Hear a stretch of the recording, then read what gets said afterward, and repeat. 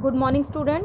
तो आज हमारी है वर्कशीट नंबर 13 और ये ज्योग्राफी से रिलेटेड है। ज्योग्राफी का लेसन नंबर 1, भारत आकार और स्थिति, इंडिया साइज एंड लोकेशन। तो आज डेट है 4 अगस्त 2020। ठीक है, इस लेसन से रिलेटेड वीडियोस जो है आप जब लॉकडाउन चल रहा था उस दौरान मैंने आपको सेंड की थी। बहुत सारे स्टूडेंट्स ने वो वीडियो ज़रूर देखी होगी, लेकिन इससे रिलेटेड अब हमारी एक वर्कशीट आ गई, तो इस वर्कशीट में ही वो वीडियो मैंने आपको ऐड कर दिया है। तो इस वर्कशीट के अंदर जितनी भी डिटेल लिखी है वो मैंने उस वीडियो के थ्रू बनाई हुई है। तो आगे मैं आपको जो समझाऊंगी वो इस वर्कशीट को उस वीडियो फॉर्म में समझाऊंगी और लास्ट में हम उसके क्वेश्चंस देख लेंगे। तो मैंने वो बोर्ड पे बनाई हुई है और साथ साथ में आपको समझाया हुआ है। तो जितने भी पॉइंट्स इसमें आ रहे हैं वो सारे उस वीडियो में कवर हो रहे हैं। तो आपको ये नहीं लगना चाहिए कि मैं आपको वर्कशीट नहीं समझा रही। जैसे ही आप इसको पढ़ेंगे और साथ में वो वीडियो देख लेंगे तो आपको ईजिली समझ में आ जाएगा कि मैंने पूरी आपको वर्कशीट ही समझाई है। लास्ट में मैं इसके क्वेश्चंस भी डिस्कस करूँगी आपके साथ। तो हम चलते हैं और वीडियो फॉर्म में इस वर्कशीट को समझते हैं। तो जैसा कि आप सभी जानते हो कि पृथ्वी पर 7 महाद्वीप हैं और 5 महासागर हैं, यानी कि 7 कॉन्टिनेंट है और 5 ओशन हैं। अभी यहाँ पे ये जो आप इमेज देख रहे हो ये अर्थ का है और इसके ऊपर 7 कॉन्टिनेंट शो किए हुए हैं। आप देख सकते हो यहाँ पे north America, south America, Africa, Europe, Asia और ऑस्ट्रेलिया, और ये साउथ में बिल्कुल अंटार्कटिक जो बर्फ़ से ढका हुआ कॉन्टिनेंट है। ठीक है, तो अब ये जो 7 कॉन्टिनेंट है इसमें एशिया कॉन्टिनेंट देखो, ये है सबसे बड़ा कॉन्टिनेंट, और इसी में एशिया कॉन्टिनेंट के अंदर भारत जो है, इंडिया जो है वो हमारी कंट्री है। अब आप यहाँ पे देख रहे होगे कि लैटिट्यूड्स और लॉन्गिट्यूड्स ये लाइनें डली हुई हैं। ठीक है, तो इन लैटिट्यूड्स और लॉन्गिट्यूड को मैं अभी आपको समझाती हूँ कि किस तरह से अगर किसी कंट्री को हमें ढूंढना हो या किसी कंट्री के का लैटिट्यूड लॉन्गिट्यूड अगर हमें पता हो तो हम उस कंट्री को ईजीली ग्लोब पर जो है वो ढूंढ सकते हैं। ठीक है, तो आपको समझ में आ गया होगा कि भारत जो है वो एशिया महाद्वीप का हिस्सा है। और 7 कॉन्टिनेंट्स को देखने के बाद अगर हम ओशंस में नज़र डालें तो आपको मैं ओशंस भी बता देती हूँ। सबसे बड़ा जो है वो पैसिफिक ओशन है, ये देखो पैसिफिक ओशन। अब ये क्या है, ग्लोब हमारी पृथ्वी अर्थ जो है वो गोल है, तो पैसिफिक ओशन 2 नहीं है, ये एक ही है, क्योंकि अगर इसको हम राउंड कर देंगे, मिला देंगे तो ये एक ही बन जाएगा। ठीक है, फिर अटलांटिक ओशन है, ये नॉर्थ अमेरिका, साउथ अमेरिका और अफ्रीका के बीच में ये जो एस करके आपको शेप बनेगी ऐसे करके, ये अटलांटिक ओशन है। फिर इंडियन ओशन बिल्कुल इंडिया के नीचे है, और आर्कटिक ओशन जो है वो ये नॉर्थ पोल के साइड पर है, यहाँ पर है आर्कटिक ओशन। और सदर्न ओशन यहाँ पे लिखा नहीं हुआ है, यहाँ पर है दक्षिणी महासागर। तो 5 महासागर और 7 महाद्वीप, जिसमें से भारत एशिया महाद्वीप का हिस्सा है। ठीक है, अब हम आगे पढ़ते हैं कि हम कौन सा चैप्टर पढ़ रहे हैं, इंडिया साइज एंड लोकेशन। तो अब तक आपने पढ़ा था कि हम कहाँ रहते हैं, सब पृथ्वी पर रहते हैं, ये सब आप जानते हो। ठीक है, पृथ्वी पर रहते हैं और पृथ्वी पर 7 महाद्वीप हैं और 7 महाद्वीप के नाम भी मैं आपको बता चुकी हूँ, और 7 महासागर यानी कि कॉन्टिनेंट और ओशन के नाम मैंने आपको पहले वीडियो में बताए थे। तो अब हम पढ़ते हैं, मैंने आपको पहले वीडियो में ये भी बताया था कि हम लैटिट्यूड और लॉन्गिट्यूड के बारे में पढ़ेंगे। तो अब हम चलते हैं, जल्दी से समझ लेते हैं लैटिट्यूड और लॉन्गिट्यूड क्या है। ठीक है, तो ये देखो, ये पृथ्वी का एक मॉडल है, ग्लोब जिसको कहते हैं, और उस पे मैंने अक्षांश रेखाएं और देशांतर रेखाएं खींची हुई है। तो सबसे पहले मैं आपको समझा देती हूँ कि लैटिट्यूड और लॉन्गिट्यूड होता क्या है। तो ग्लोब पर स्टडी के लिए, अध्ययन के लिए, ये हमारी पृथ्वी पर कोई रेखाएं नहीं खींची हुई है, हमने ग्लोब बनाया, पृथ्वी का एक मॉडल, और उस पर अध्ययन के लिए ये अक्षांश और देशांतर रेखाएं खींची हैं। ये सारा आप 8th क्लास में पढ़ के आए हो, लेकिन फिर भी मैं आपको थोड़ा, ताकि रिफ्रेश हो जाए, इसीलिए आपको बता रही हूँ। तो ग्लोब पर ये जो इस तरह से लाइन खींची हुई है, लंबी लंबी ऐसे वाली, इनको कहते हैं हम लॉन्गिट्यूड्स। क्या कहते हैं हम? लॉन्गिट्यूड्स। ठीक है, और इस तरह से जो रेखाएं खींची हुई है इनको हम लैटिट्यूड कहते हैं, यानी कि लेटी हुई जो रेखाएं इनको लैटिट्यूड कहते हैं। यहाँ पे मैं दोबारा से आपको समझा देती हूँ। जैसे अगर ये पृथ्वी है, पृथ्वी के अगर हम बीचों बीच से एक लाइन खींचते हैं, इसको बोलते हैं हम इक्वेटर, यानी कि विषुवत रेखा या विषुवत वृत्त। ठीक है, भूमध्य रेखा भी इसको कहते हैं, इंग्लिश में इक्वेटर कहते हैं। और अगर इसके पैरेलल्स में लाइन डालूंगी इस तरह से, तो इनको हम लैटिट्यूड्स कहते हैं। ठीक है, आपको समझ में आ गया होगा लैटिट्यूड्स। और नॉर्थ पोल, ये नॉर्थ है और ये साउथ है, साउथ पोल, इनको मिलाने वाली जो रेखाएं होती हैं इनको हम, या मिलाने वाले वृत्त जो होते हैं, इसको हम क्या कहते हैं? लॉन्गिट्यूड कहते हैं। तो ये मैंने आपको समझा दिया, आपको समझ में आ गया होगा लैटिट्यूड रेखाएं और लॉन्गिट्यूड रेखाएं। लॉन्गिट्यूड लंबे, ठीक है, ऐसे, और लैटिट्यूड लेटे हुए, ऐसे याद रखोगे आप तो इजीली आपको याद हो जाएगा। लैटिट्यूड मतलब लेटे हुए, लॉन्गिट्यूड मतलब खड़े हुए। ठीक है, तो अब हम भारत पे चलते हैं। क्यों? क्योंकि हमारे चैप्टर का नाम ही है भारत, इंडिया और इंडिया की और साइज और लोकेशन के बारे में पढ़ रहे हैं। तो विश्व का तो बताना जरूरी था क्योंकि भारत जो है वो एशिया महाद्वीप में है। ठीक है, तो अब हम देखते हैं कि भारत का लैटिट्यूड और लॉन्गिट्यूड क्या है। बेटा आप लोगों के मन में क्वेश्चन आ रहा होगा कि लैटिट्यूड और लॉन्गिट्यूड हम क्यों सीख रहे हैं। अब इसके बारे में मैं आपको बता देती हूँ कि अगर आपको मान लो मुझे आपके घर आना है तो मैं आपके घर कैसे पहुंचूंगी। आप मुझे क्या बताओगे? अपने घर का एड्रेस बताओगे, या आप केवल ये बता दोगे कि कहाँ रहते हो भाई आप। मैं तो आप बोलोगे दिल्ली में रहते हो। ठीक है भाई, मैं दिल्ली में कैसे ढूंढूंगी आपको? तो आप अपने घर का एड्रेस बताओगे कि मैं साकेत में रहती हूँ, नेपसराय में रहती हूँ, सैदुल जाम में रहती हूँ, मदनगिरी में रहती हूँ। तब भी मैं आपके घर नहीं पहुंच पाऊंगी। आपको क्या बताना होगा? मुझे पर्टिकुलर अपना एड्रेस बताना होगा, आपका मकान नंबर, हाउस नंबर बताना होगा आपका। ठीक है, गली नंबर आपको बताना होगा, तब मैं आपके घर में पहुंच जाऊंगी। तो इसी तरह जब भी हमें ग्लोब पर किसी कंट्री को ढूंढना होता है तो हमें उसका लैटिट्यूड और लॉन्गिट्यूड पता होना चाहिए। तो हम भारत के बारे में पढ़ रहे हैं तो हमको अपनी इंडिया का, जिस कंट्री में हम रहते हैं, उसका लैटिट्यूड और लॉन्गिट्यूड पता होना चाहिए। ठीक है, तो हम चलते हैं। सबसे पहले हम देखेंगे कि इंडिया का लैटिट्यूड क्या है, यानी अक्षांश क्या है। तो इंडिया का जो लैटिट्यूड है 8 डिग्री 4 मिनट नॉर्थ, यानी कि उत्तर से 37 डिग्री 6 मिनट नॉर्थ है। तो इसको आप नोट कर लीजिएगा। भारत का जो मुख्य भूमि है, मेन लैंड, वहां से हमने इसको काउंट किया है 8 डिग्री 4 मिनट। इसको डिग्री पढ़ते हैं और इसको मिनट पढ़ते हैं। ठीक है, अब मैं ये भी अभी बताऊंगी कि नॉर्थ क्यों है। यहाँ पे भी नॉर्थ लिखना है हमको और यहाँ पे भी नॉर्थ लिखना है, इसका भी अभी आपको लॉजिक समझा दूंगी मैं। उसके बाद अगर हम लॉन्गिट्यूड यानी कि देशांतर देखें तो भारत का देशांतर 68 डिग्री 7 मिनट ईस्ट से 97 डिग्री 25 मिनट ईस्ट है। ठीक है, यहां से लेकर यहां तक। तो इंडिया जो है इतने क्षेत्र में फैला हुआ है और इंडिया का जो एरिया है यानी कि क्षेत्रफल है वो है 32.8 लाख स्क्वायर किलोमीटर, यानी कि 32.8 लाख वर्ग किलोमीटर क्षेत्र में जो है वो इंडिया फैला हुआ है। ठीक है, यहाँ पे मैंने आपको समझाने के लिए आराम से लिखा हुआ है, इसको आप नोट कर लीजिएगा। इंडिया का लैटिट्यूड और लॉन्गिट्यूडनल वैल्यू ये पेपर में पूछी जाती है और इसको आप सभी अपनी अपनी कॉपी में, जो मैंने कॉपी आपको बनाने के लिए कहा है, उसमें नोट कर लेना। अब मैं आपको ये बता देती हूँ कि दोनों तरफ ईस्ट और दोनों तरफ नॉर्थ क्यों है। तो देखो ये जो हमारा ग्लोब है इसमें अगर हम डायरेक्शंस देखें तो ये नॉर्थ डायरेक्शन है, ये साउथ डायरेक्शन है, ये ईस्ट डायरेक्शन है और ये वेस्ट डायरेक्शन है। अगर हम इंडिया को देखें तो इंडिया जो है वो हमारा इस एरिया में पड़ता है। ठीक है, सॉरी थोड़ा सा इक्वेटर से ऊपर 8 डिग्री इस एरिया में पड़ता है। तो इस एरिया में यहां से यहां तक का हमारा जो एरिया है, मैं ग्रीन पेन थोड़ा सा लगाती हूँ आपको क्योंकि समझने में दिक्कत आ रही होगी। यहां से यहां तक का एरिया है वो ईस्ट है और यहां से यहां तक का एरिया वेस्ट है। तो भारत इधर के इधर ही है तो ये पूरा ईस्ट में ही कहलाएगा। ठीक है, और नॉर्थ भी, क्योंकि भारत इक्वेटर के नीचे नहीं है, भारत इक्वेटर से ऊपर है। 8 डिग्री 4 मिनट है ना, इक्वेटर की वैल्यू जो होती है वो 0 डिग्री होती है। तो इसीलिए ये यहाँ से नॉर्थ है। तो इसका आपको समझ में आ गया होगा। और एक चीज आपको छोटी सी और बता रही हूँ कि भारत जो है यहाँ पे साउथ में 8 डिग्री 4 मिनट जो है इसका मुख्य भाग है। ठीक है, लेकिन अंडमान निकोबार आइलैंड जो है वो भी भारत का ही हिस्सा है। तो भारत का जो बिल्कुल सदर्न मोस्ट अगर पूछा जाए लैटिट्यूड तो वो है 6 डिग्री 45 मिनट। ये जस्ट आपको नॉलेज के लिए बता रही हूँ, वैसे ये पेपर में बहुत ज्यादा पूछा नहीं जाता। तो भारत आपको समझ में आ गया होगा। भारत बे ऑफ बंगाल, यहाँ पे अरेबियन सी, यहाँ पे इंडियन ओशन, और बे ऑफ बंगाल में क्या है, अंडमान निकोबार, और अरेबियन सी में लक्षद्वीप। और इसके बारे में हम आगे भी पढ़ेंगे। यहाँ पे मैंने लिखी हुई है 8 degree 4 minute north to 37 degree 6 minute north, और लॉन्गिट्यूडनल वैल्यू है इसकी 68 डिग्री 7 मिनट ईस्ट से 97 डिग्री 25 मिनट ईस्ट।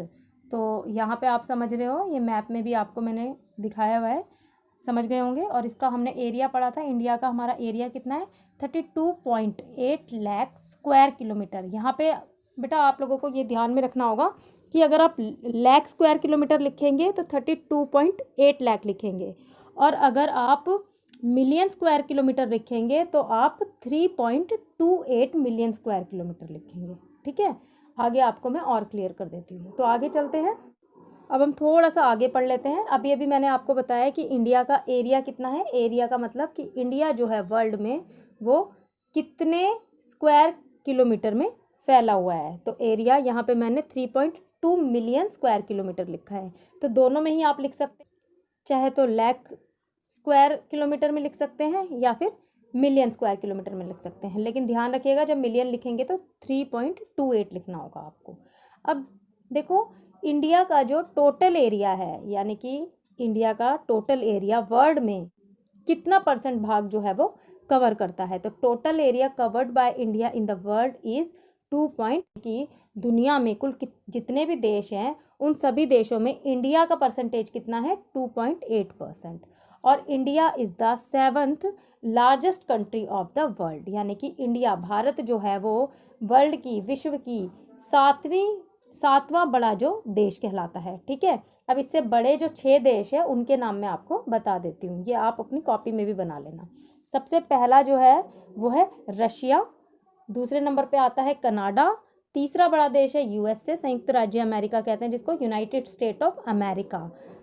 चौथे नंबर पे आता है चाइना, पाँचवें नंबर पे आता है ब्राज़ील, और छठे नंबर पर आता है ऑस्ट्रेलिया, और सातवें नंबर पे आता है इंडिया। तो इंडिया जो है वो 7th लार्जेस्ट कंट्री है इन द वर्ल्ड। ठीक है, आ गया आपको समझ में? ओके, इसके बाद हम पढ़ते हैं India has a land boundary of about 15,200 kilometre. अब लैंड बाउंड्री क्या होता है बेटा, आप लोगों को पता है कि ये इंडिया का मैप है, देखो बड़े ध्यान से देखो। तो इसका जो कुछ हिस्सा जो है वो दूसरे देशों के साथ लगा हुआ है तो उसे लैंड बाउंड्री कहते हैं। ठीक है, अब यहाँ पे पाकिस्तान है, यहाँ पे चीन है, यहाँ पे म्यांमार है, तो इस तरह से ये जो इसकी बाउंड्री है, ये देखो इस तरह से ये इसकी लैंड बाउंड्री है। तो ये कितनी है लैंड बाउंड्री? 15,200 किलोमीटर। ठीक है, और इसी तरह से इसकी कोस्टल बाउंड्री यानी कि कोस्ट लाइन जो है वो है 7,516.6 किलोमीटर। अब कोस्टल बाउंड्री क्या होती है? देखो ये जो है इंडिया का यहाँ से लेकर गुजरात में इस तरह से पूरा जो ये इंडिया फैला हुआ है यहाँ तक, ये वाला हिस्सा जो है वो समुद्र तट के साथ लगा हुआ है, यानी कि चारों तरफ इसके यहाँ पे पानी है, तो इसको कोस्ट बाउंड्री कहते हैं, कोस्टल एरिया बोलते हैं ये सारा क्षेत्र जो है। तो ये जो है लंबाई जो है इसकी वो कितनी है? 7,516.6 किलोमीटर। यहाँ पे एक बात और समझने वाली है आपको कि इसके अंदर ये जो लक्षद्वीप है और जो अंडमान निकोबार आइलैंड है, इसका भी जो एरिया है वो इसमें शामिल किया गया है, यानी कि इसकी लेंथ भी इसमें ऐड की गई है। तो इंडिया के पास इतनी लंबी जो है वो कोस्टल बाउंड्री है। ठीक है, इसके बाद इंडिया का जो स्टैंडर्ड मेरिडियन ऑफ इंडिया है वो है 82 डिग्री 30 मिनट ईस्ट। अब इसका मतलब मैं आपको बहुत ही डिटेल से समझाऊंगी। स्टैंडर्ड मेरिडियन क्या होता है? स्टैंडर्ड मेरिडियन, ठीक है, पहले तो आप ये याद कर लेना, ये 82.5 डिग्री 30 मिनट ईस्ट पर है, और ये जो है वो कहाँ से निकल रहा है? मिर्ज़ापुर, उत्तर प्रदेश से। उत्तर प्रदेश में मिर्ज़ापुर जगह है, वहाँ से निकल रहा है। इसको मैं अभी बहुत अच्छे से आपको एक्सप्लेन करूँगी, बस स्टैंडर्ड मेरिडियन इतने डिग्री पर है, 82 डिग्री एंड 30 मिनट ईस्ट पे। अभी फ़िलहाल इतना ही याद करो। ठीक है, अब देखो इंडिया को अगर मैं ये देखूं, क्योंकि हम इसका पढ़ रहे हैं ना आकार और स्थिति कि क्या साइज़ है, क्या लोकेशन है, तो अगर आपका भी मैं पूछूं जैसे कि भाई आपकी लंबाई कितनी है, ठीक है, अगर आपकी वेस्ट में नापूं कि आपकी वेस्ट कितनी है, तो इसी तरह से इंडिया का भी हम देख लेते हैं इंडिया की लेंथ कितनी है, लंबाई कितनी है। तो अगर नॉर्थ टू साउथ, ये मैंने ग्रीन कलर से जो बनाया हुआ है, नॉर्थ टू साउथ अगर देखेंगे तो इसकी लंबाई कितनी है? 3,214 किलोमीटर। ये क्या है? इंडिया की लेंथ है, नॉर्थ टू साउथ। ठीक है, और अगर मैं इसकी चौड़ाई देखूं यानी कि विड्थ देखूं तो ये है वेस्ट टू ईस्ट, अगर हम देखें तो ये है 2,933 किलोमीटर। ठीक है, आपको समझ में आ गया? ये रेड कलर से जो मैंने इसकी विड्थ लिखी हुई है, तो इंडिया की लेंथ और विड्थ ये भी आपको याद रखनी होगी। ठीक है, अब मैं आपको बताती हूँ कि इंडिया जो है वो किस तरह से, जो स्टैंडर्ड मेरिडियन बताया था ना मैंने आपको कि 82 डिग्री एंड 30 मिनट है, उसको समझाती हूँ। अब देखो ये मैप है इंडिया का, बहुत ध्यान से इसको देखना, और मैंने आपको इससे पहले लॉन्गिट्यूड समझाए थे। लॉन्गिट्यूड क्या होती है? हाँ बिल्कुल ठीक, मेरे को लग रहा है कि आप समझ रहे हो कि जो खड़ी हुई लंबी लंबी लाइनें हैं जो ग्लोब पर, उसको कहते हैं। यहाँ पे देखो इस तरह से खिंची भी हुई है। तो अगर हम लॉन्गिट्यूड को देखें तो यहाँ से यहाँ, यानी कि ये जो ईस्ट है, ईस्ट से वेस्ट तक अगर हम लॉन्गिट्यूड को काउंट करें तो ये अप्रॉक्स 30 डिग्री का इसमें डिफरेंस आता है। ठीक है, इसकी कैलकुलेशन जो है क्लास में हम मिलेंगे तो वो भी मैं आपको बहुत ही अच्छे से करना सिखा दूंगी, और 8th में भी आपने करी हुई है। ठीक है, तो 30 डिग्री का इसमें डिफरेंस आता है। तो यहाँ पर ईस्ट सन जो है वो ईस्ट में सबसे पहले निकलता है, तो ईस्ट से आते आते आते आते सन को जो वेस्ट तक आता है, इसको पूरे 2 घंटे लग जाते हैं। अब कैसे लग जाते हैं 2 घंटे, मैं इसी पे आपको कैलकुलेट करना सिखा देती हूँ। सन को 1 डिग्री लॉन्गिट्यूड को क्रॉस करने में 4 मिनट का टाइम लगता है, यानी कि यहाँ से लेकर सूरज की किरणें जब यहाँ तक आएंगी तो कितना टाइम लगेगा उसको, 4 मिनट। ठीक है, तो अभी मैंने आपको बताया है कि ईस्ट से वेस्ट में कितने डिग्री का अंतर है, इंडिया में कितना डिफरेंस है, 30 डिग्री का अप्रॉक्सीमेट। ठीक है, 29 डिग्री कुछ मिनट्स का है, हम उसको 30 डिग्री ले लेते हैं। तो अब 4 मिनट लगता है, तो अब 30 डिग्री को पार करने में सन को कितना टाइम लगेगा, तो हम क्या करेंगे, 30 को मल्टीप्लाई कर देंगे 4 से। 30 को मल्टीप्लाई करेंगे 4 से तो कितना आ जाएगा, 120 मिनट्स। और 120 मिनट्स का क्या मतलब है, 1 आवर में कितने मिनट्स होते हैं, 60 मिनट्स। तो यहाँ पे 120 मिनट्स का मतलब है कि 2 आवर। सनलाइट को यहाँ पर अरुणाचल प्रदेश से गुजरात तक आने में कितना टाइम लग जाता है, लगभग 2 घंटे। अब देखो, अब हमारा जो पूरे देश का टाइम है वो तो एक ही टाइम है ना। तो ये टाइम की कैलकुलेशन कैसे की जाती है, ये इंडिया के बिल्कुल बीचों बीच से ये लाइन डाली हुई है, स्टैंडर्ड मेरिडियन लाइन, जो है 82 डिग्री 30 मिनट्स पे। तो सनलाइट इस मेरिडियन पे जब पड़ती है तो उसके हिसाब से पूरे देश के टाइम की कैलकुलेशन की जाती है, जिससे कि पूरे देश का टाइम एक जैसा रहे। नहीं तो इससे तो क्या हो जाएगा कि अरुणाचल प्रदेश में 4 बजे सूरज उग रहा है और गुजरात में कितने बजे उगता है, 6 बजे उगता है, तो 2 घंटे का डिफरेंस है। तो ऐसे तो सारे देश का टाइम जो है वो गलत हो जाएगा। तो इसीलिए फिक्स टाइम एक मान लिया है हमने 82 डिग्री 30 मिनट्स पे। तो सन की लाइट इस मेरिडियन पे जब पड़ती है तो उसके हिसाब से पूरे देश का स्टैंडर्ड टाइम मान लिया जाता है। ठीक है, तो आपको समझ में आ गया होगा ये। और अगर नहीं समझ में आया होगा तो मुझको आप नीचे कमेंट करके बताना, मैं दोबारा से इसको बता दूंगी आपको। और अभी जो हमने जितना भी पढ़ा है वो सारे आपको कॉपी पे नोट करने। क्या क्या पढ़ाया था मैं अभी दोबारा से आपको रिमाइंड करा देती हूँ। हमने पढ़ा था कि इंडिया जो है वो 7th लार्जेस्ट कंट्री है वर्ल्ड में। ठीक है, हमने इसकी लैंड बाउंड्री बताई थी मैंने, और कोस्टल बाउंड्री बताई थी कितनी है। इसके बाद हमने ये पढ़ा था कि इंडिया से बड़े जो 6 कंट्री हैं वो कौन सी हैं, आपको उनके भी नाम लिखने हैं। फिर हमने इसका स्टैंडर्ड मेरिडियन टाइम पढ़ा है, कितने डिग्री पर है वो लिखना है। और मैंने आपको समझाया है कि गुजरात से अरुणाचल प्रदेश और अरुणाचल प्रदेश से गुजरात में जो सन है उसको कितना डिफरेंस है, उसमें टाइम का 2 घंटे का डिफरेंस है। तो उसकी कैलकुलेशन भी मैंने आपको बताई है। तो ये सब आप अपना कॉपी में नोट कर लें। तो मुझे लगता है कि आज की जो हमने वीडियो फॉर्म में वर्कशीट समझी है वो आपको समझ में आ गई होगी। अब हम देख लेते हैं कि इसके क्वेश्चन कवर हो रहे हैं या नहीं हो रहे हैं। तो पहला क्वेश्चन आता है, अरब सागर में भारत का कौन सा द्वीप स्थित है। तो मैंने आपको बताया था ये है अरेबियन सी, और अरेबियन सी में लक्षद्वीप जो है वो स्थित है। और लक्षद्वीप की एक विशेषता मैं आपको बता देती हूँ, ये कोरल रीफ से बना है, यानी कि प्रवाल भित्ति से बना हुआ आइलैंड है। फिर सेकंड प्रश्न है आपका, सेकंड क्वेश्चन, कौन सा अक्षांश भारत को लगभग 2 बराबर भागों में बांटता है। तो ये शायद मैंने आपको वीडियो में एक्सप्लेन नहीं किया है। यहाँ पे अक्षांश पूछा है, तो अक्षांश मैंने आपको बताया था जो लेटी रेखा होती है, यानी कि जो क्षैतिज रेखा होती है उसको अक्षांश कहते हैं। तो यहीं पे मैं आपको समझा देती हूँ। ये देखिए, ये लाइन जा रही है भारत के बीचों बीच से, ये कर्क रेखा है, यानी कि ट्रॉपिक ऑफ कैंसर। तो ये 23.5 डिग्री पर स्थित है, 23.5 डिग्री नॉर्थ। और ये जो अक्षांश है ये भारत को लगभग 2 बराबर भागों में बांट रहा है।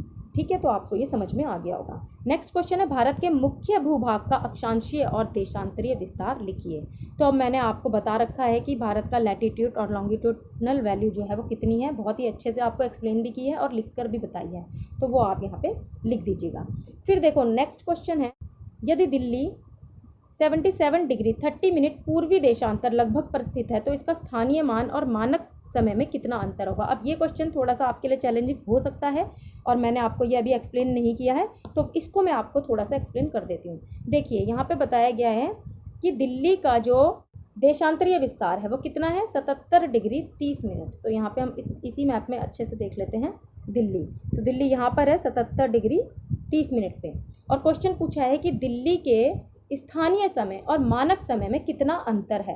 तो मैंने आपको बताया था भारत का मानक समय स्टैंडर्ड मेरिडियन बताया था कितने डिग्री पर है, 82 डिग्री 30 मिनट ईस्ट देशांतर पर है। ये देखिए, ये लाइन जा रही है।